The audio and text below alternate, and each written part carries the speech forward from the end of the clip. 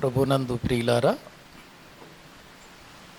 దైవ గ్రంథములో నుండి మనం ప్రతి శనివారము సామెతల గ్రంథాన్ని ధ్యానం చేస్తూ ఉన్నాము. ఈరోజు కూడా మరికొన్ని సంగతులు మనం దైవ గ్రంథములో నుండి చూద్దాం. చిన్న ప్రార్థన చేసుకొని వాక్య భాగములోనికి వెళదాం. పరిశుద్ధుడైన మా ప్రియ పరలోకపు తండ్రి, మీ ఘనమైన శ్రేష్టమైన ఉన్నతమైన నామానికి స్తోత్రములు చెల్లిస్తూ ఉన్నాం. నీ మహాప్రేమను బట్టి, నీ ఉన్నతమైన కృపను బట్టి మరోసారి మీ సన్నిధిలో మేమందరము కూడా కూడుకొని నీ మాటలను ధ్యానించుటకు, నీ మాటలలో ఉన్న పరమార్థమును మేము ఎరిగి జాగ్రత్త పడుటకు మీరు మాకు అనుగ్రహిస్తున్న ఈ మంచి అవకాశాన్ని బట్టి మీకు స్తోత్రములు చెల్లిస్తూ ఉన్నాం. ప్రతి శనివారము సామెతల గ్రంథములో నుండి మీరు మాతో మాట్లాడుతున్న ప్రతి మాటను బట్టి మీకు స్తోత్రములు చెల్లిస్తున్నాం. నీ మాటలలో ఉన్న గొప్ప సంగతులను మేము ఆలోచించి ఏది మేము జరిగించాలో, ఏది మేము జరిగించకూడదో మా హృదయములో నీ వాక్యాన్ని బట్టి ఎరిగి నీ కొరకు బ్రతుకున్నట్లు సహాయము చేయండి. నీ మాటలలో ఉన్న పరమార్థాన్ని మేము గుర్తించున్నట్లు మీరు మాతో మాట్లాడమని ప్రార్థిస్తూ ఉన్నాం. నిలవబడిన మీ దాసుని మరుగు చేయండి. నీ పరిశుద్ధాత్మ సహాయము, నడిపింపు అనుగ్రహించి నీ మాటలలో ఉన్నటువంటి గొప్ప సంగతులు బోధించగలిగిన గొప్ప పరిశుద్ధాత్మ జ్ఞానము మీరు అనుగ్రహించమని ప్రార్థిస్తున్నాం. మీ సన్నిధిలో ఉన్నటువంటి మేము ఈ రాత్రి వేళ మరి ఎక్కువగా ప్రార్థించినట్లు మీ వాక్యము చేత మమ్మలను సిద్ధపరచమని మీ చేతులకు మమ్మల్ని మేము అప్పగించుకొనుచు మా ప్రభువు, మా రక్షకుడు, మీ ప్రియకుమారుడైన యేసుక్రీస్తు ప్రభువు పేరట ప్రార్థించి స్తుతించి వేడుకుంటున్నాము తండ్రి. ఆమేన్. మంచిది. ప్రభునందు ప్రియులారా, దైవ గ్రంథములో నుండి మనం సామెతల గ్రంథము 6వ అధ్యాయము 23వ వచనం వరకు ధ్యానం చేశాం. ఈరోజు మనం 24వ వచనము నుండి చివరి వరకు కూడా మనం ధ్యానం చేద్దాం. మనము ఈ వచనాలను ఉత్తర ప్రత్యుత్తరాలుగా చదువుకుందాం. 24 నుండి చివరి వరకు ఉత్తర ప్రత్యుత్తరాలుగా చదువుకుందాం. చెడు స్త్రీ యొద్దకు పోకుండాను, పరస్త్రీ పలుకు ఇచ్చకపు మాటలకు లోబడకుండాను అవి నిన్ను కాపాడును.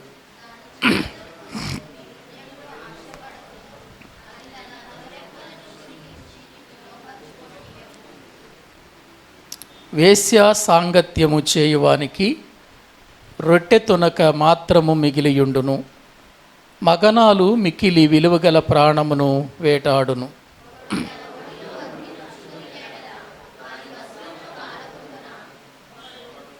ఒకడు నిప్పుల మీద నడిచిన ఎడల వాని పాదములు కమలకుండున.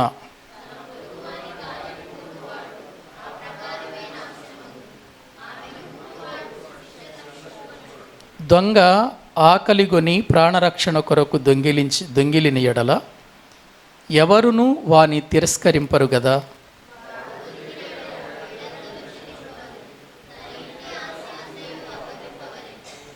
జారత్వము జరిగించువాడు కేవలము బుద్ధిశూన్యుడు, ఆ కార్యము చేయువాడు స్వనాశనమును కోరువాడే.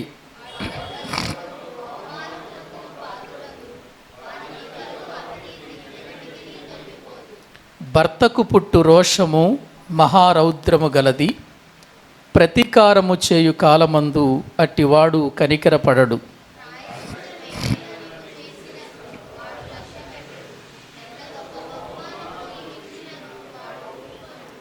చాలండి. ప్రభునందు ప్రియులారా, సామెతల గ్రంథం అనగానే మనకు ఆధ్యాత్మికమైనటువంటి జ్ఞానోదయం అనేది రావాలి. ఎందుకంటే సామెతల గ్రంథములో అనేకమైనటువంటి విషయాలలో అతి ప్రాముఖ్యంగా మనకు 7 అధ్యాయాలు, మొదటి 7 అధ్యాయాలలో కూడా ఎక్కువగా కనబడుతున్నది ఏంటంటే, ఒక మనిషి ఎందుకు పడిపోతాడు, ఒక మనిషి పడిపోకుండా ఉండటానికి, పాపములో పడిపోకుండా ఉండటానికి అతడు ఏం చేస్తే అతనికి ఉపయోగం, ఏ విధంగా బ్రతికితే అతనికి ఉపయోగం, ఏ మాటలు వింటే అతడు పాపములో నుండి బయటికి వెళ్ళిపోతాడు, లేక పాపము చేయకుండా తనను తాను కాపాడుకుంటాడు అనేటువంటి విషయాలు మనకు ఎక్కువగా కనబడతాయి. ఎందుకంటే సామెతల గ్రంథం నేటి దినాలకు చాలా సరిపోయిన గ్రంథంగా మనం చూడవచ్చు. ఎందుకంటే జరుగుతున్న జారత్వాలు, పాడైపోతున్నటువంటి పరిస్థితులు, పాపానికి లోనైపోయి జీవితములో నుండి బయటకు రాని పరిస్థితులు బయట కనబడుతున్నాయి, క్రైస్తవ్యంలో కూడా కనబడుతున్నాయి.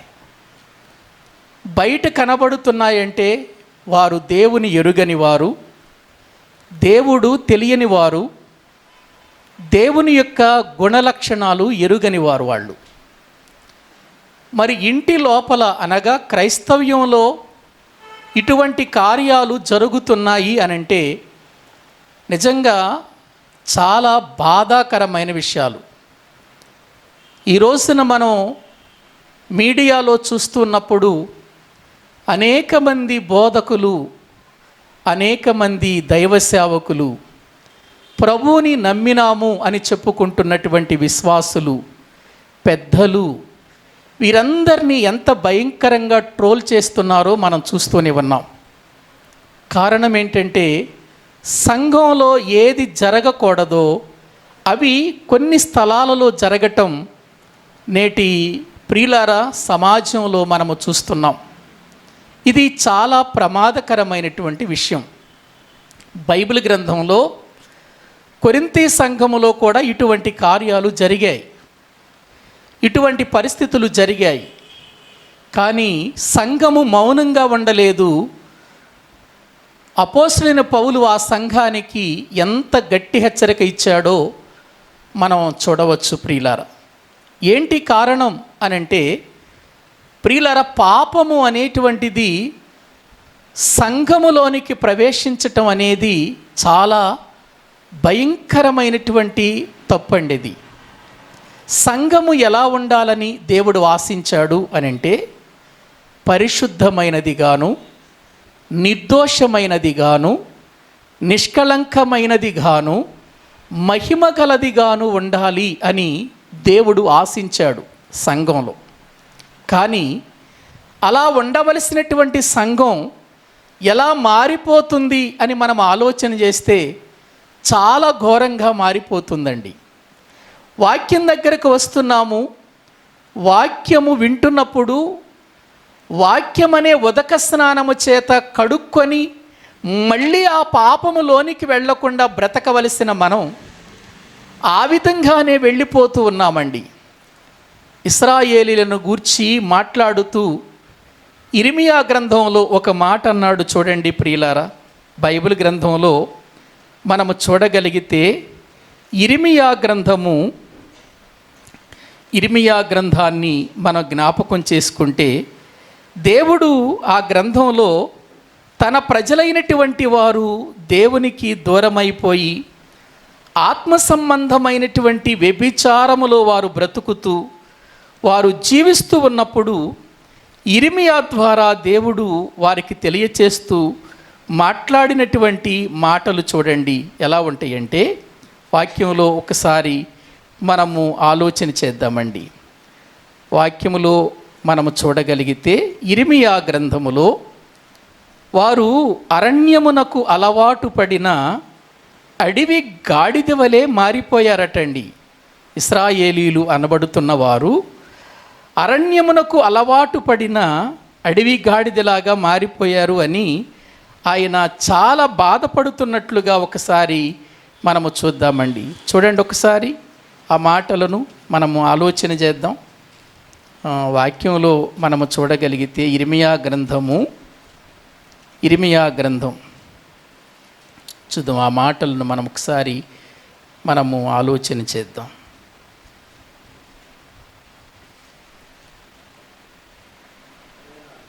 ఎనిమిదవ అధ్యాయము 24 రెండవ అధ్యాయం, క్షమించండి, 2వ అధ్యాయము 24వ వచనాన్ని మనము చదువుకుందామండి. అరణ్యమునకు అలవాటు పడిన అడవి గాడిదవు, అది దాని కామాతురత వలన గాలి పీల్చును. కలిసి కొనున్నప్పుడు దాని త్రిప్పగలవాడెవడు? దాని వెదకు గాడిదలలో ఏదియో అలసి ఉండదు, దాని మాసములో అది కనబడును. చూసారండి, ఇక్కడ ఇశ్రాయేలీలు దేవునికి విరోధమైనటువంటి పాపములో బ్రతుకుతున్నప్పుడు దేవుడు ప్రవక్తలను పంపించాడు. అతి ప్రాముఖ్యంగా ఇర్మియా గారిని పంపించాడు.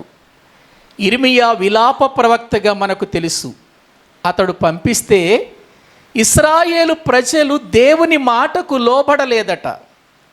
అందుకే 21:22 ఏమంటాడంటే, చూడండి ఒకసారి, అదే ఇర్మియా గ్రంథం.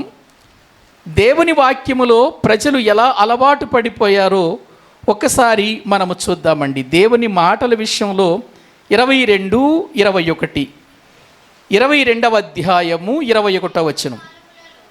నీ క్షేమ కాలములలో నీతో మాటలాడితిని గాని నేను విననని నీ వంటివి, నా మాట వినకపోవుట నీకు బాల్యము నుండి ఏమైపోయిందంటున్నాడు, వాడుక. ఎవరితో మాట్లాడుతున్న మాటలు ఇవి? ఇశ్రాయేలీలతో. ఇశ్రాయేలీలంటే ఎవరు? దేవుని సంఘం. పాత నిబంధనలో దేవుని సంఘం ఇశ్రాయేలీలుగా మనకు కనబడతారు. క్రొత్త నిబంధనములో క్రీస్తు సంఘం, మనమందరము కూడా రక్షించబడిన వారంతా క్రీస్తు సంఘముగా కనబడుతున్నారు. సమాజం. దేవుని ప్రజలలో ఏది జరగకూడదని దేవుడు అనుకున్నాడో అదే దేవుని ప్రజలలో జరుగుతుంది. అరణ్యమునకు అలవాటు పడిన అడవి గాడిదవు అని అంటున్నాడు. అరణ్యానికి అలవాటు పడిన అడవి గాడిద గాలి ఎలా పీలుస్తుందట? కామాతురత వలన అది గాలి పీలుస్తుందట. దాన్ని తిప్పగలిగిన వాడెవడు ఉండడు అని వాక్యములో మనము చూస్తున్నాం. ప్రియులారా, సొలొమోను గారి ద్వారా దేవుడు వ్రాయిస్తున్న మాటలు చూడండి, ఎంత భయంకరమైనటువంటి పరిస్థితిలో మనం చదువుకున్నటువంటి, ఇప్పటి వరకు చదువుకున్నటువంటి విషయాలలో మనకు ఎక్కువగా కనబడుతుంది ఏంటంటే జారస్త్రీ, పరస్త్రీ. ప్రియులారా, ఇటువంటి మాటలే మనకు కనబడుతున్నాయి. మళ్ళీ చదవండి ఒకసారి, సామెతల గ్రంథము 6వ అధ్యాయము 24వ వచనం. చెడు స్త్రీ యొద్దకు పోకుండాను, పరస్త్రీ పలుకు ఇచ్చకపు మాటలకు లోబడకుండాను అవి నిన్ను కాపాడును. ప్రియులారా, ఇక్కడ వాక్యములో చెడు స్త్రీ, పరస్త్రీ 2 మాటలు కనబడుతున్నాయి. చెడు స్త్రీ, పరస్త్రీ. ఏది మంచిదంటారు? ఈ రెండిట్లో ఏది మంచిదండి? 2 మంచివి కాదు. చెడు స్త్రీ, చెడు అనేటువంటిది దేవుడు మొదటి నుండి కూడా అసహ్యించుకుంటున్న కార్యం. ఎంత భయంకరమైనటువంటి పరిస్థితి ప్రియులారా చెడు స్త్రీలో ఉంటుందో దేవుడు వర్ణించిన విధానం చాలా భయానకంగా ఉంటుందండి. బైబిల్ గ్రంథాన్ని చదివితే ఏంటి దేవుడు కూడా ఇలా మాట్లాడుతున్నాడేంటి? ఎందుకంటే సహించలేని వాడు ఆయన. ఎందుకంటే ఆయన కన్నులు కళంకమును చూడలేవు, చెడుతనమును చూడలేవు, అపవిత్రతను చూడలేనంత నిష్కళంకమైనవి ఆయన కన్నులు. చెడుతనమును చూసే కదండి దేవుడు మొదటి దినాలలో బాధపడింది, వేదన పడింది, సంతాపపడింది. మనుషుల చెడుతనము భూమి మీద గొప్పదిగా ఉండటాన్ని బట్టే కదా దేవుడు బాధపడింది. దేవుడు ఎంత వేదన చెందాడో మనకు తెలుసు కదా, దేవుడు ఎంత చింతించాడో మనకు తెలుసు కదా. గ్రహించండి. ఎందుకంటే మొదటి నుండి కూడా దేవుడు చెడు అనేది మీలో ఉండకూడదు, చెడు జరగకూడదు. అసలు ఇశ్రాయేలుకి ఇచ్చినటువంటి సమాజానికి ఇచ్చిన ఆజ్ఞలలో అయితే చెడు తరమును తీసివేయాలంటే ముందు ఎవరైతే చెడుతనమును జరిగించారో వాళ్ళ ప్రాణాన్ని తీసేయండి అన్నాడు. ద్వితీయోపదేశ కాండం చూడండి, ద్వితీయోపదేశ కాండము 22వ అధ్యాయము, ద్వితీయోపదేశ కాండము 22వ అధ్యాయము 22వ వచనం చదువుకుందామండి. 22వ అధ్యాయము 22వ వచనం. ఒకడు మగనాలితో శయనించుచుండగా కనబడిన ఎడల వారిద్దరూ అనగా ఆ స్త్రీతో శయనించిన పురుషుడును ఆ స్త్రీయును చంపబడవలెను. అట్లు ఆ చెడుతనమును ఇశ్రాయేలులో నుండి ఏం చేయమన్నాడు? పరిహరించాలి. ఎట్లా పరిహరించాలట? ప్రార్థన చేసి పరిహరించటం కాదట, బలి అర్పించి పరిహరించటం కాదట. ఎలా పరిహరించాలి? మగనాలితో ఎవడైనా ఒకడు తప్పు చేస్తున్నప్పుడు, పాపము చేస్తున్నప్పుడు మీకు కనబడితే వెంటనే ఆ చెడుతనం పోవాలంటే ముందు వాళ్ళిద్దరిని ఏం చేసేయమన్నాడు? చంపేసేయండి అన్నాడు. అంటే ఇప్పుడు ఇశ్రాయేలీలలో ఎంత భయంకరమైన ఆజ్ఞ ఇచ్చాడో చూడండి ప్రియులారా. తప్పు ఒప్పుకోండి అని అన్నాడా? సరి చేసుకోవటానికి అవకాశం ఇచ్చాడా? ఏవండి, వీళ్ళకి ముందే ఆజ్ఞలు ఇచ్చాడు కదండి, ముందే వీళ్ళకి ధర్మశాస్త్రం ఇచ్చాడు కదా. ఇలా బ్రతికితే మీరు ఇలా జీవిస్తారు, ఈ మాటల ప్రకారం బ్రతకపోతే మీకు శిక్ష దండం ఇలా ఉంటుంది అని ముందే చెప్పాడు కదా, వీళ్ళకి చెప్పాడు. మరి ఇవన్నీ సమాజ మందిరములో వింటున్నారా? వీళ్ళు వింటున్నారు కదా, దేవుని మాటలు వింటున్నారు కదా. వింటున్నా కూడా ఇటువంటి కార్యాలు జరుగుతున్నాయేంటి? కాబట్టి సంఘములో భయము కలగాలంటే, సంఘము మరోసారి తప్పు చేయకుండా ఉండాలంటే, చెడుతరము అనేటువంటిది కనబడకుండా ఉండాలంటే, వాక్యము చెప్పినా, ధర్మశాస్త్రము చెప్పినా, బోధకులు బోధించినా ఆ మాటలు విననప్పుడు వారిద్దరిని చంపి ఆ చెడుతనమును ఏం చేయమన్నాడు? తీసేయండి అన్నాడు. ప్రియులారా, బాలాకు కాలంలో జరిగింది అదే. ఫినెహాసు అనే ఒక యవనస్తుడు మనకు కనబడతాడు. బిలాము ఒక తప్పుడు ఆలోచన ఇశ్రాయేలుకి చెల్లిపోతాడు. ఏంటంటే బిలామును శపించమని బాలాకు కోరతాడు. ఎవరిని? ఇశ్రాయేలు జనాంగాన్ని. అయితే బాలాకు ప్రియులార చెప్పిన మాట ప్రకారం బిలాము వెళ్ళి బలులు అర్పించి 3 సార్లు కూడా శపించాలని అనుకుంటాడు తన ఇశ్రాయేలు ప్రజల్ని. కానీ దేవుడు తన నోట ఏ వచనం ఉంచాడు? దీవెన వచనం, ఆశీర్వాద వచనం ఉంచినట్లుగా మనం చూస్తున్నాం. అయ్యా, మీరెన్నన్నా చెయ్యండి, ఎన్నన్నా చెప్పండి, ఇశ్రాయేలీయులను శపించటం నా వల్ల కాదు అని నిర్ధారణకు వచ్చి వెళ్ళిపోతూ ఒక సలహా ఇచ్చి వెళ్ళిపోయాడు. ఏమీ లేదు, దేవునికి మహాభయంకరమైనటువంటి కోపం ఎప్పుడు వస్తుందంటే, ఒకటి తన ప్రజలైన ఇశ్రాయేలీయులు విగ్రహారాధన చేసినప్పుడు, రెండవది తన ప్రజలు పాపములోనికి వెళ్ళిపోయినప్పుడు, ఇదిగో వ్యభిచారములోనికి వెళ్ళిపోయినప్పుడు. ఆధ్యాత్మికమైన వ్యభిచారం, శారీరకమైన వ్యభిచారం, ఈ రెండంటే దేవునికి మహాకోపం. కాబట్టి ఇప్పుడు దేవుడు ఇశ్రాయేలీయులను శపించాలంటే ఇదిగో నువ్వేం చేస్తావంటే, మీ దగ్గర ఉన్నటువంటి యవనస్తులను, అందమైనటువంటి వారిని ఇశ్రాయేలీయుల మధ్యలోనికి పంపించు. అప్పుడు వాళ్ళు వీళ్ళతో పాపం చేస్తారు. ఇశ్రాయేలీయులు పాపము చేసినప్పుడు వెంటనే దేవుని కోపము రగులుకుంటుంది, వారి మీద ఒక శాపం అదే వచ్చేస్తేనే ఒక చెడ్డ సలహా ఇచ్చి వెళ్ళిపోయాడు బిలాము. ఏవండి, ఇచ్చి వెళ్ళిపోయినప్పుడు ఏం జరిగిందో చూడండి ఒకసారి. సంఖ్యాకాండము దేవుని వాక్యములో ప్రియులారా మనము చూడగలిగితే 26వ అధ్యాయము 25వ అధ్యాయము 25వ అధ్యాయము మొదటి వచనం ముందు చదవండి. మొదటి వచనం, ఇశ్రాయేలీలు షిత్తీములో దిగియుండగా ప్రజలు మోయాబు రాండ్రతో వ్యభిచారము చేయసాగిరి. ఆ స్త్రీలు తమ దేవతల బలులకు ప్రజలను పిలువగా వీరు భోజనము చేసి వారి దేవతలకు నమస్కరించిరి. అట్లు ఇశ్రాయేలు బయల్పెయేరుతో కలుసుకొనినందున వారి మీద యెహోవా కోపము రగులుకుంది. చూసారా ఏవండి, ఇది ఎవరిచ్చిన సలహా అనుకున్నారు? బిలాము ఇచ్చిన సలహా. ఇది బిలాము ఇచ్చిన సలహా అని ఎక్కడ మనకు తెలియదు. ఇది ఇలాగే ఉంచండి, ఇక్కడ మనకు తెలియదు. చూడండి, ప్రకటన గ్రంథం యోహాను గారికి దర్శనములో చూపిస్తూ ఆ సంగతిని తెలియచేస్తూ ఉన్నాడు. ఒక్కసారి మనము దైవ గ్రంథములో నుండి చూద్దామండి. ప్రకటన గ్రంథము ప్రియులారా 2వ అధ్యాయము. ప్రకటన గ్రంథము దేవుని వాక్యములో మనము చూడగలిగితే అక్కడ వ్రాయబడినటువంటి ప్రియులారా ఆ మాటలను మనమొక్కసారి ఆలోచించేద్దాం. 2వ అధ్యాయము 16వ వచనం 14వ వచనం చదవండి.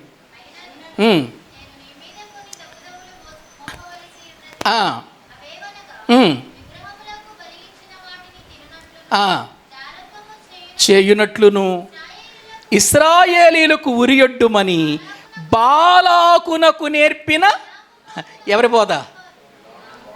బాలాకుకు నేర్పిన బోధ. ఏం బోధ నేర్పెళ్ళాడు బిలాము? ఒకటి విగ్రహార్పితం, రెండవది జారత్వం. ఈ రెండు చెయ్యాలని నేర్పించాడు. ఈ వచనం లేకపోతే ఇక్కడ వచనాన్ని మనం అపార్థం చేసుకుంటాం. ఎందుకో తెలుసా? బాలాకుకు బిలాము ఇక్కడ ఈ విషయం చెప్పినట్టుగా మనకు కనబడదు. ఇక్కడ సంఖ్యాకాండంలో కనబడదు. కానీ బిలాము బోధ బాలాకు విగ్రహముల విషయంలో కానీ వ్యభిచార విషయంలో దేవుడు కోపిస్తాడు. ఈ పని మీరు చేస్తే ఇశ్రాయేలును దేవుడే కోపం వచ్చి శపిస్తాడు, కాబట్టి ఈ పని చెయ్యండి అని బిలాము బాలాకుకు నేర్పించాడట. చూసారా అండి, ఎక్కడ పాత నిబంధన, ఎక్కడ క్రొత్త నిబంధన. కాబట్టి ఇప్పుడు ఈ వాక్యం చదివి ఈ వాక్యం చదవలేదనుకోండి, ఈ సంఖ్యాకాండములో ఉన్నటువంటి విషయాలు మనము ఎంత నెత్తి నోరు కొట్టుకున్నా మనకు అర్థం కావు. ఇప్పుడు ఈ వచనం అక్కడ వ్రాయబడింది కాబట్టి ఇప్పుడు ఇదే జరిగించాడు. ఎక్కడ జారత్వము జరిగించాడు, వ్యభిచారము జరిగించాడు. రెండవది విగ్రహాలకు కూడా వీళ్ళు ఏం చేశారు? మళ్ళీ చదవండి ఆ వచనం. సంఖ్యాకాండము 25వ అధ్యాయము ప్రియులారా మొదటి వచనము నుండి చదువుకుందాం.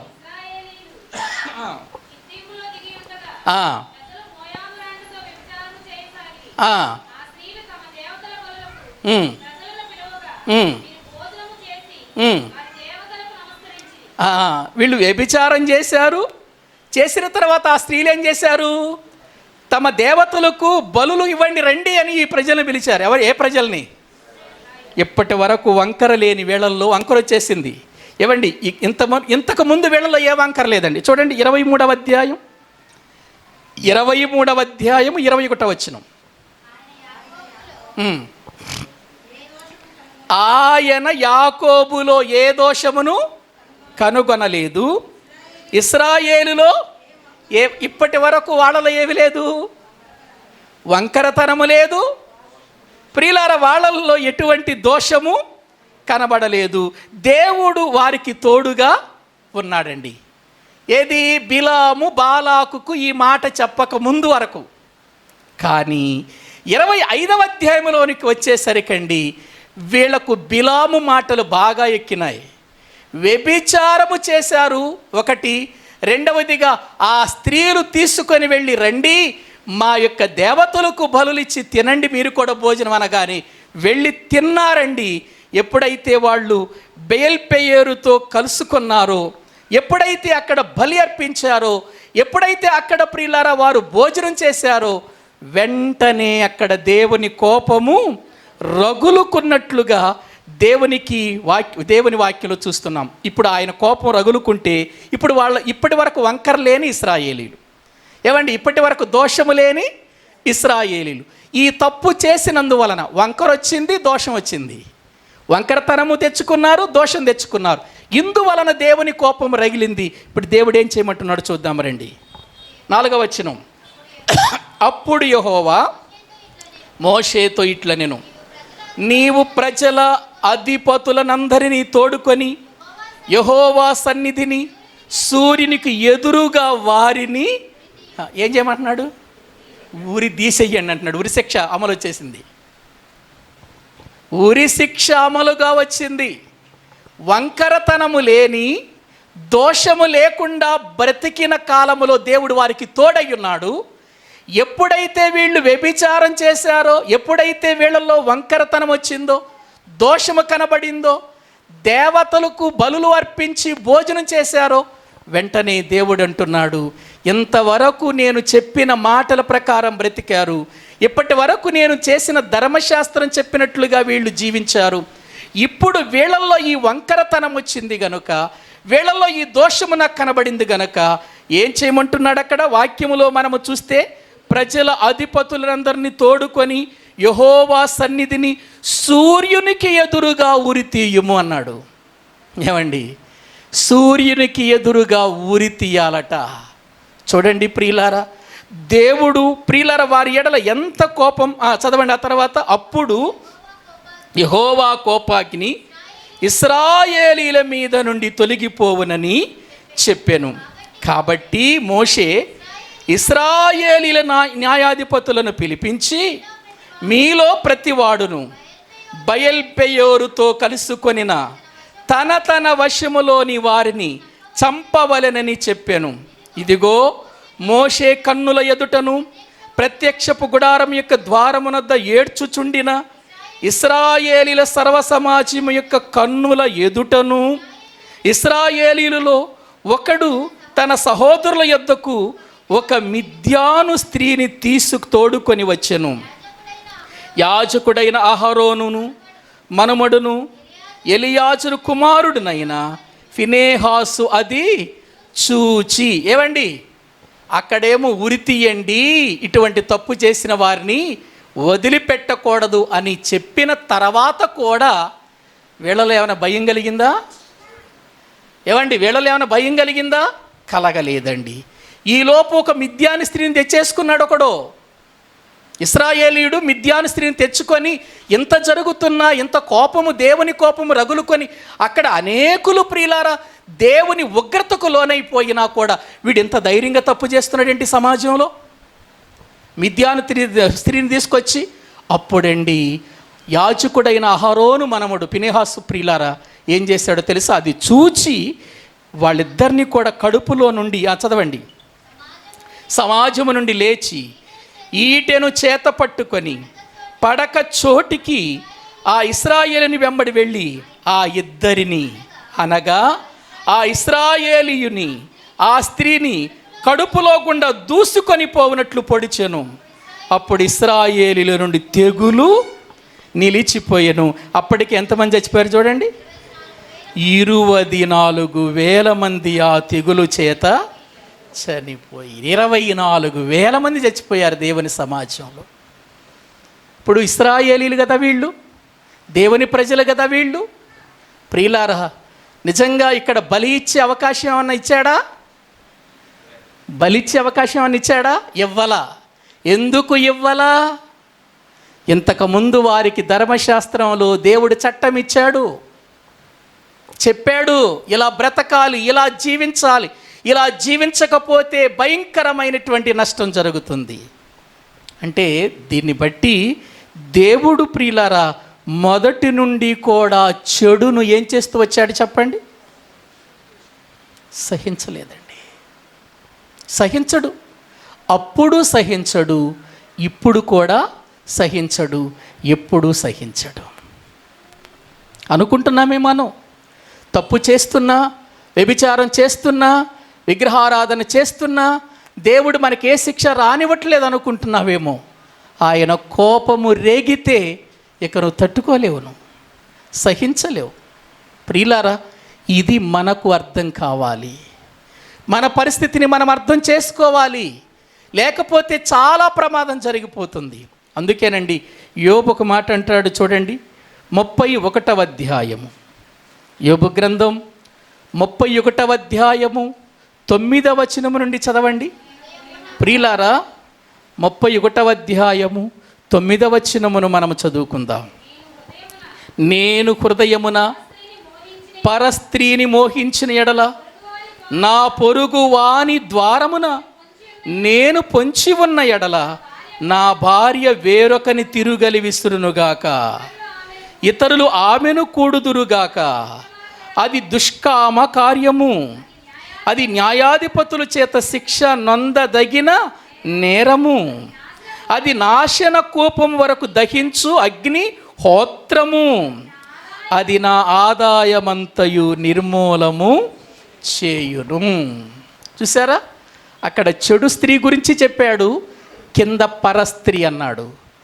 చెడు స్త్రీ, పరస్త్రీ రెండూ ప్రమాదకరమైనవేనండి.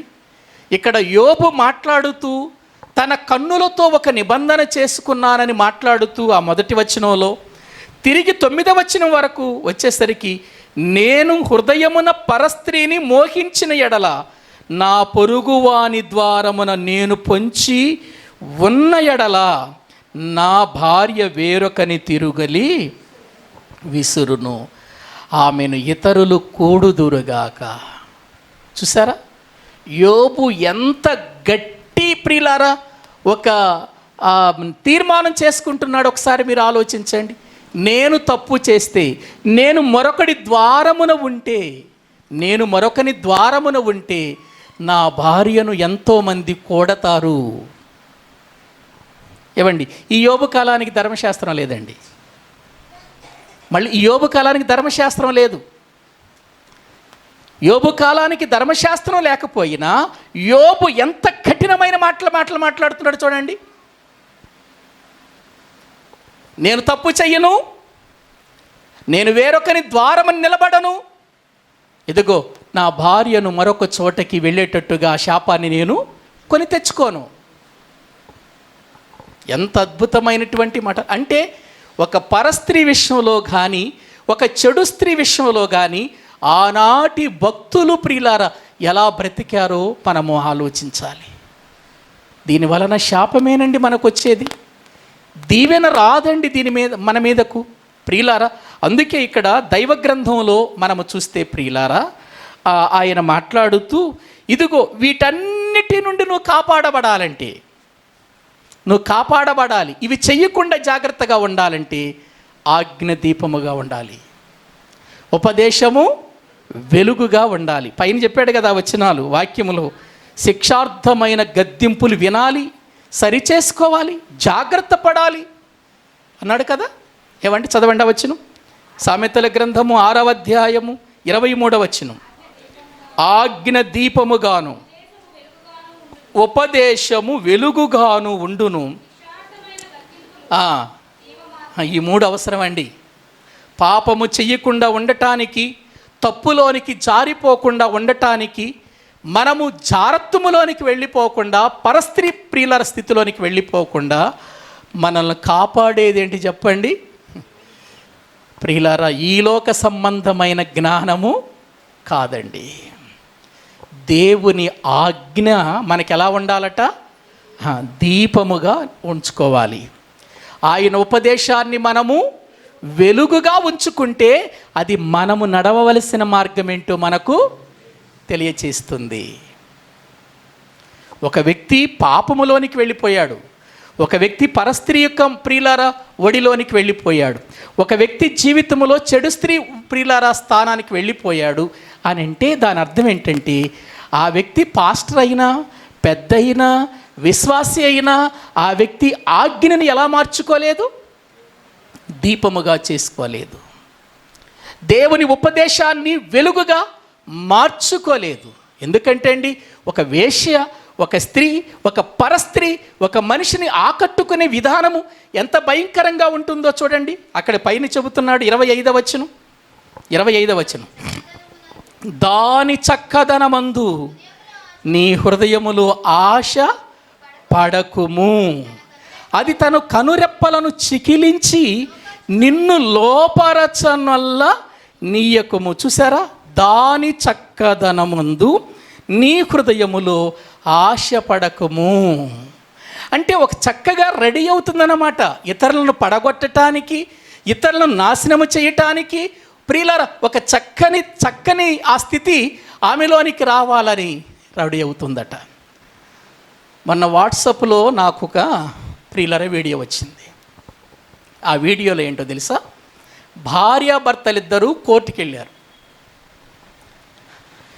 ఎందుకు వెళ్ళారయ్యా అని అంటే, కోర్టుకు కాదు, వాళ్ళు కౌన్సిలింగ్కి వెళ్ళారు. అక్కడ కౌన్సిలింగ్లో ఏం చెబుతున్నారు అని అంటే, ఆమె చెబుతుంది, నా భర్త అండి నన్ను విడిచి మరొక స్త్రీని ఆయన దగ్గరకు తీశాడు, నా భర్త తీశాడు కాబట్టి నేను ఇంకొకటి దగ్గర తీశాను అంది. ఏంటి మీ పరిస్థితి, అసలు ఎందుకు వచ్చింది మీకు సమస్య అంటే, ఎందుకయ్యా ఇంత చక్కని భార్యను పెట్టుకొని నువ్వు అలా చేసావని అడుగుతుంటే, ఏవండి ఇంటి దగ్గర ఉన్నప్పుడండి 24 గంటల నైటీ వేసిద్దండి, ఆ నైటీకే శివుడు తుడిసిద్దండి, ఆ నైటీకే కడుక్కున్నటువంటి చెయ్యి తుడిసేస్తుందండి. ఇక నా ముందు ఆమె ఎంత విహీనమైన కార్యాలు చేస్తుందంటే, ఆమె నా ముందు ఎంతగా రోతగా కనబడుతుందంటే చెప్పలేమండి. కానీ ఎక్కడికైనా బయటికి వెళ్ళేటప్పుడండి అరగంట మేకప్ వేసి టిప్ టాప్గా బయలుదేరిద్దండి. అది నాకు నచ్చలేదండి, అందుకే మరొక స్త్రీ దగ్గరికి వెళ్ళిపోయిన అంటున్నాడు ఆయన. ఏమండి, ఇప్పుడు ఆమె చక్కదనం ఎవరికి అవసరం? ఎవరికి కావాలి ఆమె చక్కదనం? భర్తకా పరపురుషునికా? బయటికి వెళ్ళేటప్పుడు వేరొక పురుషుని దగ్గరికి వెళ్ళేటప్పుడు ఎంత మేకప్ వేసుకొని, అంటే ఇప్పుడు ఈ చక్కదనం ఆయన ఆకర్షించింది, ఆ చక్కదనం మీద నీ భర్త దగ్గరే ఉంటే నీ భర్త ఇంకో చోటకి ఎందుకు వెళతాడు? చూసారా? కాబట్టి ఎప్పుడైనా ఒక భార్య తన భర్త దగ్గర తను ప్రియులారా ఎంతో ఆనందంగా, ఎంతో సంతోషంగా, ఎంతో ప్రేమతో, ఎంతో అందంగా కనబడాలి. ఆ చక్కదనం ఆయనకే, ఆయనే అర్హుడు దానికి. ఎందుకంటే తన భార్య శరీరము ఎవరికి దేవుడు అధికారం ఇచ్చాడు? నీ శరీరము నీ భర్తకే సొంతం, నీ యొక్క భర్త శరీరం నీకే సొంతం. ఏది ఉన్నా మీ ఇద్దరి మధ్యలో ఉండాలి. ప్రియులారా, ఇటువంటి పరిస్థితులు కూడా ప్రియులారా కాపురాలను పాడు చేస్తాయా? ఇటువంటి పరిస్థితులు కూడా కుటుంబాలను నాశనం చేస్తాయా? విచిత్రం అనిపించిందండి నాకు ఆ విషయాన్ని వింటుంటే. ప్రియులారా, అంటే ఒక పురుషుణ్ణి పడగొట్టాలి అని అంటే ఇప్పుడు ఆమె ఎలా తయారవ్వాలి? చక్కగా రెడీ అవ్వాలి, నీటుగా రెడీ అవ్వాలి. అదే జరుగుతుంది నేటి సమాజంలో. ఆ విషయాలే జరుగుతున్నాయి నేటి సమాజంలో.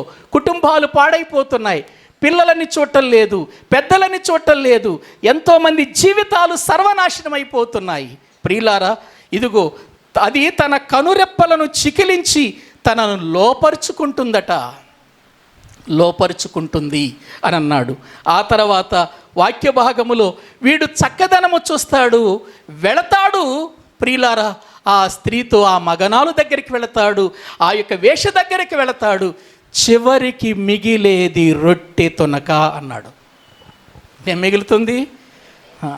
దాని తర్వాత ఇక ఈడు మొహం చూడదు, అయిపోయింది, ఇక అంత అయిపోయింది, ఆస్తి మొత్తం అయిపోయింది. ప్రియులారా, ఆలోచిస్తున్నారా ఎంత భయంకరమైన పరిస్థితులు నేటి సమాజంలో జరుగుతున్నాయో? ఎప్పుడో ఈ విషయాలన్నీ దేవుడు ప్రియులారా ఎందుకు తన గ్రంథంలో సొలొమోను గారి ద్వారా రాయించాడు అనంటే, ఈ పరిస్థితులు వస్తాయి నాయన, సమాజంలో ఇటువంటి విధానాలు జరుగుతాయి నాయన, కాబట్టి జాగ్రత్తగా ఉండు, విలువైన ప్రాణాన్ని అది వేటాడుతుంది అన్నాడు. మగనాలు చూడండి 26వ వచనం, వేశ్యా సాంగత్యము చేయువానికి రొట్టె తునక మాత్రము మిగిలియుండును, మగనాలు మిక్కిలి విలువగల ప్రాణమును వేటాడును. ఒకడు తన వడిలో అగ్ని ఉంచుకొని ఎడల తన వస్త్రములు కాలకుండునా, ఒకడు నిప్పుల మీద నడిచిన ఎడల వాని పాదములు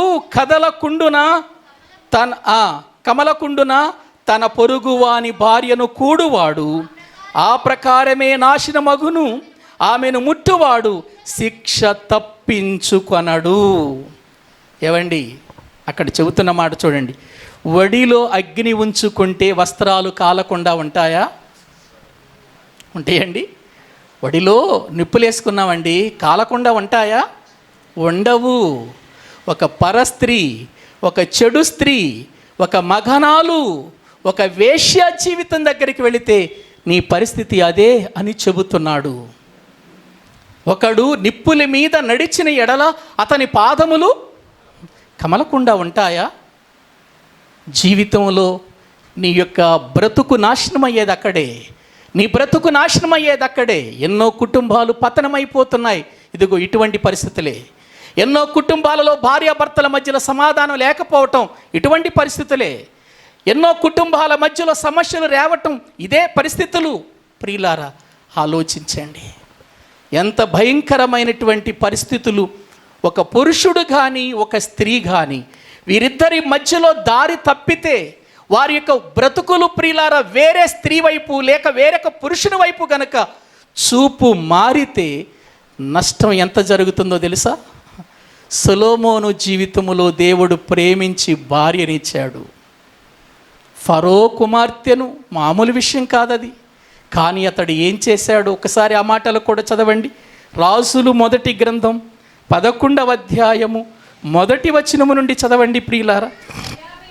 రాజులు మొదటి గ్రంథం 11వ అధ్యాయము మొదటి వచనము నుండి చదువుకుందాం. మోయాబీయులు, ఎదోమీయులు, అమ్మోనీయులు, సీదోనీయులు, హిత్తీయులు అను జనులు మీ హృదయములను తమ దేవతల తొట్టు తిప్పుదురు గనుక వారితో సహవాసము చేయకూడదనియు వారిని మీతో సహవాసము చెయ్యనీయకూడదనియు యెహోవా ఇశ్రాయేలీయులకు సెలవిచ్చాడు. ముందే చెప్పాడు, జాగ్రత్త, మీరు వెళ్ళేటువంటి ప్రదేశాల్లో ఇదిగో ఈ ప్రజలుంటారు, వీళ్ళు సామాన్యులు కాదు. కనాను దేశంలో వీళ్ళంతా కూడా హత్తుకుపోయారు. మోయాబీలు కానివ్వండి, ఎదోమీలు కానివ్వండి, అమ్మోనీలు కానివ్వండి, సీదోనీలు కానివ్వండి, హిత్తీలు అనేటువంటి జనులు మీ హృదయాలను చాలా తేలిగ్గా మార్చేస్తారు, దేవతల వైపు త్రిప్పేస్తారు. చాలా జాగ్రత్తగా ఉండాలి. అందుకే మీరు వారితో సహవాసం చెయ్యొద్దు అని చెప్పాడు. అయితే ఇప్పుడు ఏం చేశాడు మన రాజుగారు? చూద్దాం. అయితే రాజు అయిన సొలొమోను ఫరో కుమార్తెను గాక, అప్పటికే ఎవరి కుమార్తెను పెళ్లి చేసుకున్నాడు? ఫరో కుమార్తె. ఫరో కుమార్తె అంటే మామూలు విషయమా? ఏవండి, ఫరో కుమార్తె అంటే ఫరో అని ఎవరినంటారు? ఫరో రాజులని, ఐగుప్తు రాజులను ఫరో అంటారు. ఆనాటి దినాలలో ఐగుప్తు సామ్రాజ్యం మహా ఉన్నతమైన సామ్రాజ్యం. ఐగుప్తు సామ్రాజ్యాన్ని ఏలే రాజుగారి కుమార్తెని చేసుకున్నాడండి. నిజంగా అతనికి ఎంత గొప్ప స్థానమో. అయితే ఏం జరిగిందో చూడండి. ఫరో కుమార్తెను గాక ఆ జనులలో ఇంకా అనేక మంది పరస్త్రీలను చూడండి మోహించి కామాతురత గలవాడై వారిని ఉంచుకొనుచు వచ్చెను. ఇది జరిగిన తర్వాత ప్రియులారా, దేవుడు ఆయన దగ్గరకు వచ్చి 9వ వచనంలో ఏం చెబుతున్నాడో చూడండి. ఇశ్రాయేలీల దేవుడైన యెహోవా అతనికి 2 సార్లు ప్రత్యక్షమయ్యాడు.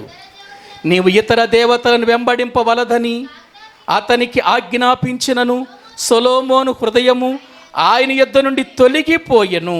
యెహోవా తనకిచ్చిన ఆజ్ఞను అతడు గైకొనకపోగా యెహోవా అతని మీద కోపగించి సెలవిచ్చినదేమనగా, నేను నీతో చేసిన నా నిబంధనను కట్టడలను నీవు ఆచరింపకపోవుట నేను కనుగొనుచున్నాను గనక ఈ రాజ్యము నీకుండకుండా నిశ్చయముగా తీసివేసి, అది రెహబాము కాలంలో రాజ్యం 2గా చేలటానికి కారణం రెహబాము కాదు,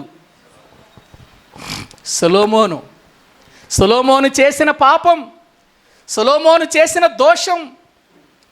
దేవుడు చెప్పాడు, సొలొమోనా, నా మాట వినలా, నా నిబంధన గైకొనలా, నా కట్టడలు గైకొనలా. మళ్ళీ నువ్వు 2 తప్పులు చేశావు. ఒకటి విగ్రహారాధన చేశావు, రెండవదిగా పరస్త్రీలతో పాపం చేశావు. 2 తప్పులు చేశావు. కాబట్టి నీ రాజ్యము నీకు లేకుండా నీ దాసునికి ఇచ్చేస్తానన్నాడు. అయితే తర్వాత అన్నాడు, దావీదుతో నేను నిబంధన చేశానయ్యా, దావీదుతో నేను నిబంధన చేశాను కాబట్టి దావీదు యొక్క నిబంధనను బట్టి, దావీదుతో నేను చేసిన ఇదిగో ఆ ప్రమాణమును బట్టి మీకు ఒక 2 గోత్రాలు ఇచ్చేస్తాను, మిగిలినంతా మీ దాసునికి ఇచ్చేస్తానన్నాడు. ఎవరు ఆ దాసుడు అంటే యెరోబాము. ఏవండి, రెహబాము కాలములో యెరోబాము దాసుడుగా ఉండి అతడు ప్రియులారా జనులను ఏకము చేసుకొని జనులందరూ రెహబాము చేసిన తప్పును బట్టి ఆ యెరోబాము పక్షంగా చేరి వారందరూ కూడా యుద్ధం చేసి ఇదిగో ప్రజలందరూ ఎవరి పక్షానికి వెళ్ళారు? 10 గోత్రాల వారు యెరోబాము దగ్గరికి వెళ్ళిపోయారు. 10 గోత్రాలు వాళ్ళు వెళ్ళిపోయారు. 2 గోత్రాల వారు అంటే ఒక గోత్రమే, ఒక గోత్రం యోధా గోత్రం, దానికి ఎవరు?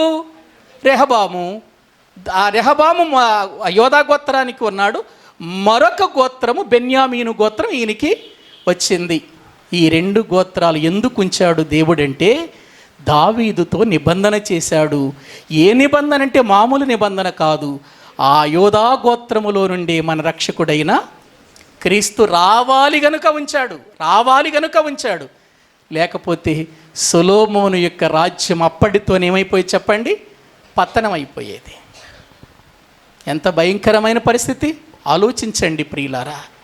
ఒక చెడు స్త్రీ, ఒక తప్పు చేస్తున్నటువంటి విధానం, ఒక పురుషుడు తప్పు చేస్తున్నటువంటి విధానం ఎంత ఘోరమైనది. అందుకే దైవ గ్రంథంలో మనం చూస్తే క్రొత్త నిబంధనలోకి వచ్చినప్పుడు ఈ విషయంలో కొరింథీయులకు రాసిన పత్రిక మొదటి పత్రిక 5వ అధ్యాయంలో పౌలు గారు ఏం చెప్పాడో చూద్దాం. పౌలు గారు ఏం చెప్పాడు? 5వ అధ్యాయము మొదటి వచనము నుండి చదువుకుందాం. మీలో జారత్వం ఉన్నదని వదంతి కలదు. మీలో ఒకడు తన తండ్రి భార్యను ఉంచుకున్నాడట. అట్టి జారత్వము అన్య జనులలోనైనను జరగదు. ఇట్లుండియు మీరు ఉప్పొంగుచున్నారే గాని మీరెంత మాత్రము దుఃఖపడి ఇలాంటి కార్యము చేసిన వారిని మీలో నుండి ఏం చేయలేదు. ఒకడు తన తండ్రి భార్యను ఉంచుకున్నాడట. ఎక్కడా? కొరింథీ సంఘంలో. ఇంత భయంకరమైన జారత్వం జరుగుతుంటే ఉప్పొంగుతున్నారేంటి? మీరు సంతోషపడుతున్నారేంటి? సంఘంలో ఇటువంటి కార్యం జరుగుతుంటే వెలేసేయండి వాడిని, సంఘంలో నుంచి బయటికి నెట్టేసేయండి వాడిని. ఎంత గట్టిగా మాట్లాడుతున్నాడో చూడండి. వెలేయకుండా మీరు ఎందుకు ఇట్లా చేశారో చదవండి. నేను దేహ విషయమై దూరముగా ఉన్నను, ఆత్మ విషయమై సమీపముగా ఉండి మీతో కూడా ఉండినట్టుగానే ఇటు కార్యము ఇలాగు చేసిన వానిని గూర్చి ఇది వరకే చెప్పాను. నేను తీర్పు తీర్చానంటే ఇటువరకే చెప్పాను. నేను వాక్యము చేత ఇటువంటి పరిస్థితులే చెప్పాను. ఏమనగా యేసు దినమందు వాని ఆత్మ రక్షింపబడినట్లు శరీరేచ్ఛలు నశించుటకై మన ప్రభు అయిన యేసుక్రీస్తు నామమున మీరును నా ఆత్మయు మన ప్రభువైన యేసుక్రీస్తు బలముతో కూడి వచ్చినప్పుడు అట్టి వానిని సాతానుకు అప్పగించాలి. ఎవరికి అప్పగించేసేయాలట? సంఘం పనిది. చెడు చేస్తున్నప్పుడు వాడిని సాతానుకు అప్పగించాలి, హెచ్చరిక చేసి. వినకపోతే, సరి చేసుకోకపోతే అప్పగించేయాలి. చదవండి, కిందేమన్నాడు? మీరు అతిశయపడుట మంచిది కాదు. అతిశయపడద్దు ఇటువంటి విషయాల్లో. తప్పు జరుగుతున్నప్పుడు ఖండించండి, తప్పు జరుగుతున్నప్పుడు సరిగా బుద్ధి చెప్పండి. చూసారా ప్రియులారా, దేవుడు సహించడండి ఇటువంటి విషయాలు. ప్రకటన గ్రంథంలో కూడా ఇదే జరిగింది ప్రియులారా. అప్పుడు ప్రభు ఏమన్నాడు చూద్దాము రండి. ప్రకటన గ్రంథం సంఘంలో కూడా ఇదే జరిగింది. 2వ అధ్యాయము ప్రకటన గ్రంథము 2వ అధ్యాయము వాక్యములో ప్రియులారా మనము చూడగలిగితే తుయతైర సంఘాన్ని గురించి మాట్లాడుతూ 18వ వచనం నుండి చదవండి. తుయతైరలో ఉన్న సంఘపు దూతకు ఇలాగు వ్రాయము. అగ్నిజ్వాలల వంటి కన్నులను అపరంజిని పోలిన పాదములను గల దేవుని కుమారుడు చెప్పు సంగతులేమనగా నీ క్రియలను, నీ ప్రేమను, నీ విశ్వాసమును, నీ పరిచర్యను, నీ సహనమును నేను ఎరుగుదును. నీ మొదటి క్రియల కన్నా నీ కడపటి క్రియలు మరి ఎక్కువైనవని ఎరుగుదును. అయినను నీ మీద తప్పు ఒకటి మోపవలసి ఉన్నది. ఏమనగా తాను ప్రవక్తనని చెప్పుకొనుచున్నా యెజబెలను స్త్రీని నీవు ఉండనిచ్చుచున్నావు. జారత్వము చేయుటకును విగ్రహములకు బలి ఇచ్చినవి తినుటకును అది నా దాసులకు నేర్పి వాటిని బోధించుచు వారిని అది మోసం చేస్తుంది. చదువు. మారు మనసు పొందుటకు నేను దానికి సమయం ఇచ్చి తిని కానీ అది తన జారత్వముని విడిచిపెట్టి మారు మనసు పొందదు. అయితే నేను వదిలిపెడతానని మీరు అనుకుంటున్నారా? చదవండి. ఏం పట్టిస్తాడట? మంచం పట్టిస్తా. చెప్పినా వినలేదు కదా, మారు మనసు పొందుటకు సమయం ఇచ్చినా కూడా దిద్దుకోలేదు కదా, బ్రతుకును మార్చుకోలేదు కదా. ఇప్పుడు ఏం చేస్తానంటే దాన్ని మంచము పట్టిస్తా. చదవండి. దాని క్రియల విషయమై కానీ వారిని బహు శ్రమల పాలు చేతును, దాని పిల్లలను నిశ్చయముగా చంపెదను. అందువలన అంతరింద్రియములను హృదయములను పరీక్షించువాడను నేనే అని సంఘములన్నీయు తెలుసుకొనును. మరియు మీలో ప్రతి వానికి వాని క్రియల చొప్పున ప్రతిఫలము ఇస్తాను. చూసారా దేవుడు ఎంత కఠినంగా ఉన్నాడో? జారత్వం విషయంలో, తప్పు చేసే విషయంలో, పాపము చేసే విషయంలో ఎంతగా దేవుడు ప్రియులారా ఒక భయంకరమైనటువంటి స్థితి కలిగి ఉన్నాడో ఆలోచించాలి. దేవునితోనండి మనం ఎప్పుడు ఆటలాడకూడదండి. దేవుని దగ్గర మనం చాలా జాగ్రత్తగా ఉండాలి. ఆయన చేతిలో పడుట బహు భయంకరం. పడ్డామా మామూలు విషయం కాదది. ఏమనుకుంటున్నారు? నేనేదో చిన్న తప్పేగా చేస్తుంది, చిన్న పొరపాటేగా, భర్తకు తెలియకుండా భార్యలకు తెలియకుండా భర్తలు ఈ విధమైనటువంటి ప్రియుల పరిస్థితులు చేస్తే దేవుని నామానికి అవమానం, దేవుని కోపం, సమాజానికి ప్రియులారా మనం ఏం చెబుతున్నామో కూడా తెలియని పరిస్థితులు. ఒకసారి ఆలోచించాలి. దేవుడు మంచం పట్టిస్తానంటున్నాడు, దాని పిల్లల్ని చంపేస్తాను ఇటువంటి పరిస్థితుల్లో కలిగి ఉంటే ప్రియులారా ఎంత ఘోరమైనటువంటి విధానం ఇది, ఎంత భయంకరమైనటువంటి విధానం. ఆ శిక్ష తప్పించుకోలేమట. అదే ఇందాక చదువుకున్నాం మనం సామెతల గ్రంథంలో. ప్రియులారా ఆలోచించండి. ఒక దొంగ ఆకలితో ఉన్నప్పుడు దొంగతనం చేస్తే వాడిని ప్రియులారా ఎవరు పట్టించుకోరట. చూడండి అక్కడ సామెతల గ్రంథంలో అంటాడు, వాక్య భాగములో మనము చూస్తే 30వ వచనం, దొంగ ఆకలిగొని ప్రాణరక్షణ కొరకు దొంగిలిన ఎడల ఎవరును వారిని తిరస్కరించరు. ఏమండి, దొంగ ఆకలి కోసం తన జీవితంలో దొంగిలిస్తే ఎవడు కూడా ఆ వ్యక్తిని తిరస్కరించరట. కానీ దొరికితే మాత్రం ఏం జరుగుతుంది? వాడు దొరికిన ఎడల దానికి 7 అంతలు చెల్లింపవలెను, తన ఇంటి ఆస్తి అంతయు అప్పగింపవలెను.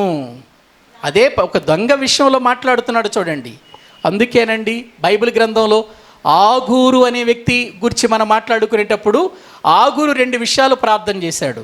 ప్రభువా, నన్ను ధనవంతునిగా చెయ్యొద్దు, నన్ను పూర్తిగా పేదవాడిగా చెయ్యొద్దు నాయన. ఒకవేళ పేదవాడినై దొంగిలించి నేను నీ నామానికి అవమానం కలిగిస్తానేమో. ఒకవేళ ఐశ్వర్యవంతుడిగా నన్ను చేసావనుకో, నేను నిన్ను ధిక్కరించి దూషించి విడిచిపెడతానేమో. కాబట్టి నన్ను ఐశ్వర్యవంతునిగా చేయొద్దు, నన్ను భేదవానిగా చేయొద్దు, 2 నాకు ప్రమాదమే అని ప్రార్థించాడు. ప్రియులారా, దొంగనే మాట పడినా, అది ఆకలి విషయంలో కానివ్వండి, ఏ విషయంలోనైనా కానివ్వండి, దొంగ అనే పేరు పడితే ఇంకా వాడిని ఎలా చూస్తాం మనం? చూసి ప్రియులారా కనబడినప్పుడల్లా దొంగగానే చూస్తాం. వాడు ప్రియులారా ఏ విషయంలోనైనా దొంగిలించండి. ఐశ్వర్యము కలిగి ఒకవేళ దేవుణ్ణి మనము దూషిస్తామేమో, వద్దు అని అంటున్నాడు ఆగూరు గారు. 2 కూడా ప్రమాదమే అని చెబుతున్నట్లుగా లేఖనాల్లో చూస్తున్నాం. ప్రియులారా, ఇట్టి విషయాలలోనట భర్తకు పుట్టు రోషము బహు రౌద్రముగా ఉంటుందట. ఎందుకంటే నేను అంత స్పీడ్గా చెప్పేస్తున్నాను, తర్వాత వచ్చే విషయాలు కూడా ఇవే, తర్వాత వచ్చేటువంటి విషయాలు కూడా ఇవే. ప్రియులారా, అప్పుడు మరికొన్ని సంగతులు మనం చెప్పుకోబోతున్నాం. కాబట్టి ఇక్కడ మీరు గుర్తించండి. దేవుని వాక్యంలో మనము చూస్తే ప్రియులారా, ఒకసారి 34వ వచనం చదవండి. భర్తకు పుట్టు రోషము మహారౌద్రము గలది, ప్రతీకారము చేయు కాలమందు అట్టివాడు కనికరపడడు. ప్రాయశ్చిత్తమేమైనా నువ్వు చేసినను వాడు లక్ష్య పెట్టడు. ఎంత గొప్ప బహుమానములు నీవిచ్చినను వాడు ఒప్పుకొనడు. భర్తకు పుట్టు రోషం ఎటువంటిదట? బహు రౌద్రమట. చూసారా? బహు రౌద్రము కలిగిందట. కొన్నిసార్లు భర్తలు రౌద్రం అవుతుంటే ప్రియులారా ఏం చేయాలో కూడా అర్థం కాని పరిస్థితి భార్యల మధ్యలో ఉండిపోద్ది.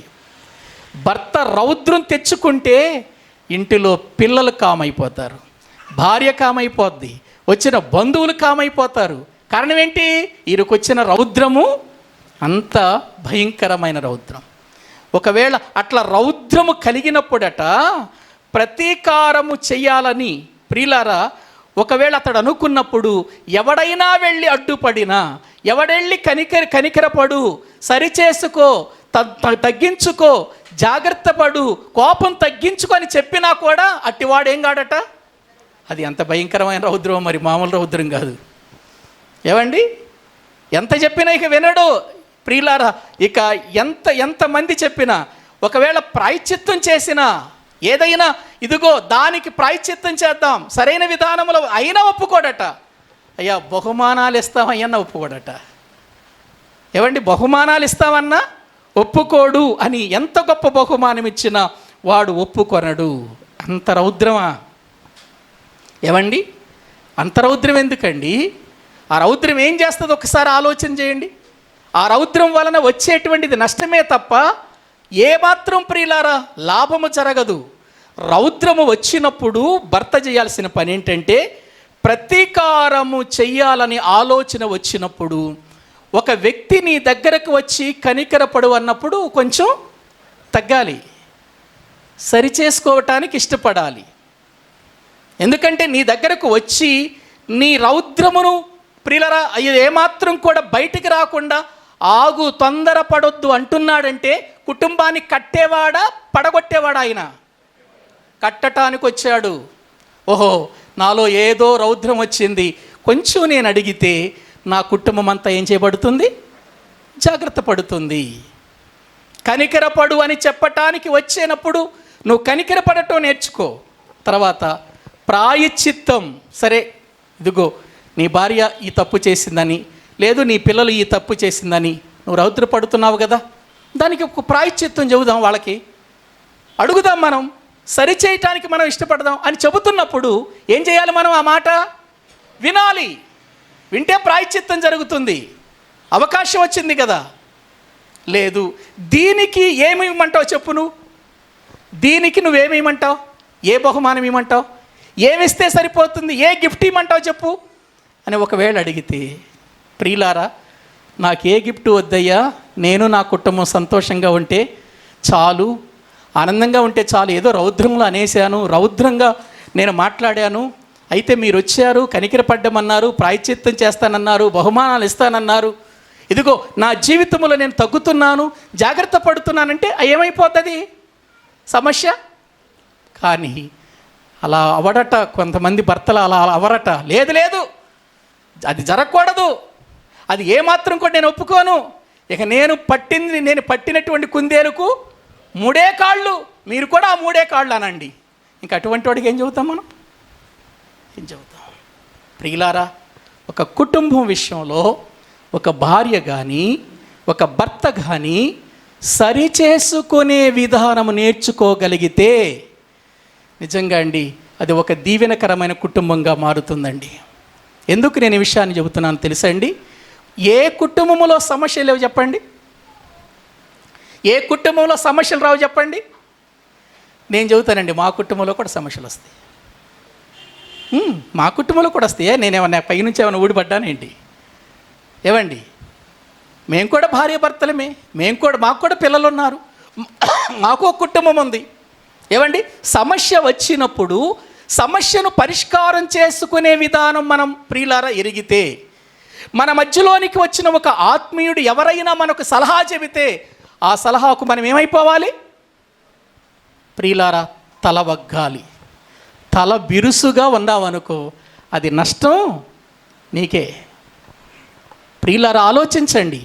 కాబట్టి ప్రియులారా, మనం ఎప్పుడైనా సరే ఒక కుటుంబాన్ని కట్టడానికి ఒక ఆత్మీయుడు మన దగ్గరకు వచ్చి కనికరపడండి, తొందరపడకండి, ఇదిగో మీరు జాగ్రత్తగా ఉండండి, ప్రాయశ్చిత్తం చేద్దాం, దానికి ఎలా జరిగించాలో దాన్ని ఎలా చేద్దాం అన్నప్పుడు నిజంగా ప్రియులారా ఆయన మాటలు వింటే, ఆయన నిజంగా ఆత్మీయుడు అయితే ప్రియులారా, చక్కగా మీ కుటుంబాలు ఏమైపోతాయి చెప్పండి? ప్రియులారా, బాగైపోతాయండి. కుటుంబంలో సమస్యలు రాకుండా ఉండవు, కానీ సమస్యను పరిష్కారం చేయటానికి మార్గం ఎక్కడుందని వెదకాలి మనం. అవసరమైతే మోకరించి ప్రార్థన చెయ్యాలి, ప్రభువుని అడగాలి. ప్రభువా, ఏం చేయమంటావు? నా పరిస్థితి ఇది, నా బ్రతికి ఇలా ఉంది, నా కుటుంబ పరిస్థితి ఇలా ఉంది చెప్పాలి. అప్పుడే ప్రియులారా మనము సంతోషంగా సమస్యకు పరిష్కారం జరుగుతుంది. కొంతమంది ఉంటారండి, పరిష్కారం చేసుకుంటారు కానీ జరిగిపోయిన వాటిని మళ్ళీ మళ్ళీ ఏం చేస్తూ ఉంటారు? తవ్వుకుంటూ ఉంటారు. అది జరగకూడదండి. ఒక సమస్య వచ్చినప్పుడు ఆ సమస్యకు పరిష్కారం జరిగింది అంటే మనం తెలుసుకోవాల్సింది ఏంటంటే ప్రాయశ్చిత్తం అయిపోయింది ఇక దానికి. ప్రాయశ్చిత్తం అయిపోయింది అని అంటే ఇక అది లేదు, ఇక మన జీవితాల్లో మన బ్రతుకుల్లో లేదు, అది ప్రాయశ్చిత్తం అయిపోయింది.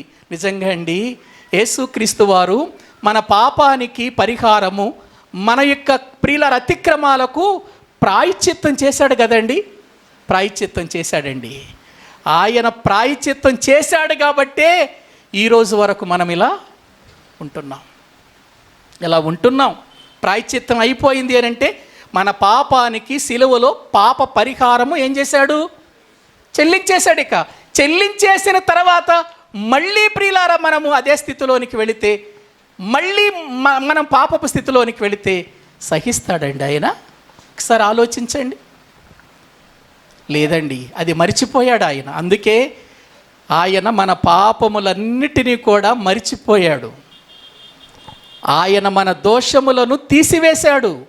ప్రాయశ్చిత్తం జరిగిపోయింది. దానికి జరిగిపోయిన ప్రాయశ్చిత్తానికి మళ్ళీ మళ్ళీ వచ్చి ఆయన సిలివేసే పరిస్థితి తెచ్చామనుకో, బాగుంటుంది అది. కాబట్టి ప్రియమైన దేవుని పిల్లలారా, మనము, మన కుటుంబాలు, మన యొక్క పిల్లలు ఒక మంచి స్థితిలోని ఉండాలి అనంటే మన కుటుంబాలు బాగుండాలి. మన కుటుంబాలు బాగుండాలి. ఇవేవి మన కుటుంబాలలో జరగకుండా ఉండాలి అనంటే ఇదిగో ప్రియులారా, ఆజ్ఞ దీపముగాను ఉపదేశము వెలుగుగా చేసుకో నీ ఇంట్లో, నీ కుటుంబములో. ప్రియులారా, అది దీవెనకరముగా ఉంటుంది, అది ఆశీర్వాదకరంగా ఉంటుంది.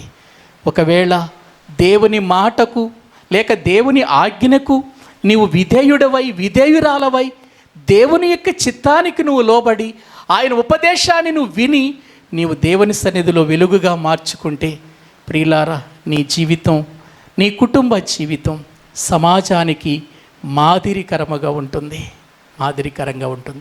అది ఇంకెక్కడ దొరకదండి. నువ్వెక్కడికన్నా వెళ్ళు, ఏ స్థలానికైనా వెళ్ళు, నిజంగా నువ్వు దేవుని మాటకు లోబడి నువ్వు ప్రార్థన చేసుకోగలిగితే సమస్తాన్ని కట్టేవాడు ఒక ఆయన ఉన్నాడు. ఆయన ఎవరు చెప్పండి? దేవుడండి. ప్రతి ఇల్లును ఎవని చేతనైనా ఒకని చేత కట్టబడును, సమస్తమును కట్టినవాడు దేవుడే అంటాడు హెబ్రీయులకు రాసిన పత్రిక 3:6. ప్రియులారా, ఒకసారి ఆలోచించండి. మన బ్రతుకులో ఏది జరిగినా, ఏ విధంగా మనము జీవించాలన్నా ఇదిగో మనకు మంచి మార్గము నేర్పించి, మంచి త్రోవలో నడిపించి, ఏ స్థితిలో నుండైనా మనల్ని సరైన స్థితిలోనికి నడిపించగలిగింది ఏమైనా ఉందంటే అది దేవుని మాటే, అది దేవుని ఉపదేశమేనండి. అది మనల్ని కడుతుంది, సరిచేస్తుంది, జాగ్రత్త పెడుతుంది. ఆ జాగ్రత్త పడి దేవుని మాట విడిచిపెట్టొద్దు. ఆ జాగ్రత్తగా మనల్ని నడిపించే కట్టే దేవుని యొక్క ఉపదేశాన్ని విడిచిపెట్టొద్దు. ఆయన మాటలకు లోబడి మనము మన కుటుంబాలు కట్టుకొని సంఘానికి, సమాజానికి ఉపయోగార్థమైనటువంటి జీవితాన్ని జీవించటానికి మనం అప్పగించుకుందాం. తలలు వంచండి, ప్రార్థన చేసుకుందాం. నా ప్రియ సహోదరి, నా ప్రియ సహోదరుడా, ఒక చెడు స్త్రీ, ఒక పరస్త్రీ ఎంతో భయంకరమైనటువంటి విధానములో ఇదిగో ఉంటుందని, ఒక రౌద్రము కలిగిన భర్త ఎటువంటి పరిస్థితుల్లో కనికిరపడని, ఏమాత్రము ఎవరి మాట వినడని ఇటువంటి పరిస్థితులు మనం చూస్తున్నాం. ఇదిగో దేవుని సన్నిధిలో ఉన్నాం. మన బ్రతుకులను మార్చగలిగిన వాడు, మన జీవితాలను మార్చగలిగిన వాడు, మన కుటుంబాలను కట్టేవాడు, సమాజంలో నిలబెట్టేవాడు. దేవుని యొక్క సన్నిధిలో ప్రియులారా మన యొక్క జీవితానికి ఆధారమైన వాడు దేవుడు. ఆయన్ని విడిచిపెట్టొద్దు, ఆయన ఉపదేశాన్ని విడిచిపెట్టొద్దు. నీ కుటుంబం పరిస్థితి ఎలాగుంది? నీ బిడ్డల కుటుంబాల పరిస్థితి ఎలా ఉంది? ఇదిగో సంఘములో మన పరిస్థితులు ఎలా ఉన్నాయి? వాక్యము చేత జాగ్రత్త పరుచుకోవాలి. సమాజంలో శిక్ష తెచ్చుకునేవారిగా, శాపాన్ని తెచ్చుకునేవారిగా ఉండకూడదు. ఏ వంకరతనము లేని యాకోబు, ఏ దోషము లేనటువంటి యాకోబు జీవితం, ఇశ్రాయేలీయుల జీవితం వంకరతనములోనికి వెళ్ళిపోయింది, దోషాన్ని తెచ్చుకుంది. ప్రియులారా, వేల మందిని పోగొట్టుకుంది, కుటుంబాలు నష్టపోయాయి, దేవుని కోపము రగిలింది. అటువంటి పరిస్థితి మనం తెచ్చుకోవద్దు. ఇర్మియా చెబుతున్నాడు, అరణ్యానికి అలవాటు పడిన అడవి గాడిద వలె ఎలా ఉంటావు? కామాతురత వలన ఎందుకు గాలి పీలుస్తావు? నా మాట ఎందుకు బాల్యము నుండి నువ్వు వినకుండా ఉన్నావు? అందుకే కదా నీకు ఈ శ్రమ, అందుకే కదా నీకు ఈ కష్టం, అందుకే కదా ఈ ఉగ్రత అని దేవుడు చెబుతున్నప్పుడు మార్చుకుంటే బాగుండేది. కానీ వారు మార్చుకోలేదు ప్రియులారా. కానీ యోబు ధర్మశాస్త్రము లేకపోయినా దేవుడు మాట్లాడుతున్న మాటలను బట్టే అతడు తన జీవితాన్ని జాగ్రత్త పరుచుకున్నాడు. అయ్యో, నేను పరస్త్రీని చూడకూడదు, నేను వేరొకని గుమ్మానికి వెళ్ళిపోయి నిలబడకూడదు. అక్కడ అలా నిలబడితే నా భార్య వేరొక తిరుగలి విసురుతుంది, అది ప్రమాదకరం, అది నాశనకరం అని దేవుడు ప్రియులార యోబు ద్వారా మనకు తెలియచేస్తున్నాడు. ప్రియులార, ఒక జ్ఞానవంతుడైన సొలొమోను, ఒకనాడు మంచి ప్రార్థన చేసిన సొలొమోను, దేవునికి ఎంతగానో ప్రియులార భయభక్తులు కలిగిన సొలొమోను పరస్త్రీలను మోహించాడు, వ్యభిచారము చేశాడు. జీవితంలో అంత జ్ఞానాన్నంతా కూడా పాపానికి ఉపయోగించాడు. వారంతా అతన్ని దేవతల తట్టు తిప్పేశారు. దేవుడు చెప్పినా కూడా వినని సొలొమోనుతో దేవుడు చెబుతున్నాడు, సొలొమోను, సొలొమోను, ఆ కట్టలు విడిచిపెట్టావు, నేను నీతో చెప్పిన నిబంధనకు దూరం అయిపోయావు నీవు. కానీ ఇదిగో నువ్వు చేసిన తప్పును బట్టి, నువ్వు చేసిన దోషాన్ని బట్టి నీ రాజ్యము నీ యొద్ద నుండి తీసివేసి నీ ఇంటిలో పనిచేసే, నీ సైన్యములో పనిచేసేటువంటి దాసునికి ఇచ్చేస్తాను. అయినా దావీదు నిమిత్తం మాత్రం నేను ఒక గోత్రాన్ని నీకు ఇస్తాను అని రాజ్యాన్ని దేవుడు తీసివేశాడు సొలొమోను దగ్గర నుండి. ప్రియులారా, ఒకవేళ ఈ సమయంలో మన పరిస్థితి ఎలాగుంది? సంఘములో ఉంటూ జారత్వాలు మానేమా? సంఘములో ఉంటూ పాపాన్ని మానేమా? సంఘములో ఉన్నామని చెప్పుకుంటూ దోషాన్ని విడిచిపెట్టామా? సంఘములో ఉన్నామని చెబుతూ సమాజంలో ఏం పేరు సంపాదించావు? వీళ్ళు ప్రార్థన చేసేవాళ్ళండి, వీరు దేవుని మాటలు వినేవాళ్ళండి, వీళ్ళు దేవుని సన్నిధానములో యథార్థంగా బ్రతికేవాళ్ళండి, పవిత్రంగా బ్రతికేవాళ్ళని అనిపించుకోవలసిన మనం, వీళ్ళల్లో పాపం ఉందండి, వీళ్ళలో వ్యభిచారం జరుగుతుందండి, వీళ్ళలో జారత్వాలు జరుగుతున్నాయండి, వీళ్ళలో దొంగతనాలు జరుగుతున్నాయండి సమాజం చెబుతుంటే అది ఎంత ఘోరంగా ఉంది. అది దేవుని నామానికి అవమానం కాదా? నీ ఇంటికి అది శాపం కాదా? నీ పిల్లలకి అది శాపం కాదా? వద్దు, శాపం తెచ్చుకోవద్దు మన కుటుంబాల మీదకి. శాపాన్ని, దేవుని ఉగ్రతను తెచ్చుకోవద్దు, దేవుని కోపాన్ని రేపవద్దు. అయ్యా, నా జీవితంలో ఎక్కడ నేను జారిపోయానో, ఎక్కడ పడిపోయానో, ఎక్కడ నీకు దూరం అయిపోయానో ఈ రాత్రి జాగ్రత్తగా నీ మాటలు విని నేను ప్రభువా సరి చేసుకోవటానికి ఇష్టపడుతున్నాను. ఉపదేశాన్ని వెలుగుగా చేసుకుంటున్నానయ్యా. నా చీకటిని పారద్రోలు నాయన, ఆజ్ఞను దీపముగా చేసుకుంటున్నానయ్యా. నాలో ఉన్నటువంటి ప్రభువా నాయన చెడుతనాన్ని తీసివేయి నాయన. నా త్రోవకు వెలుగై ఉన్నటువంటి నీ మాట, నన్ను నడిపించే నీ మాటకు నేను లోపడుతున్నానయ్యా. నా జీవితాన్ని నడిపించు, మంచి మార్గములోనికి నడిపించు ప్రభు అని మనం అందరము కూడా కొన్ని నిమిషాలు ప్రార్థన చేద్దామండి. అందరము కూడా కొన్ని నిమిషాలు ప్రార్థన చేద్దాం.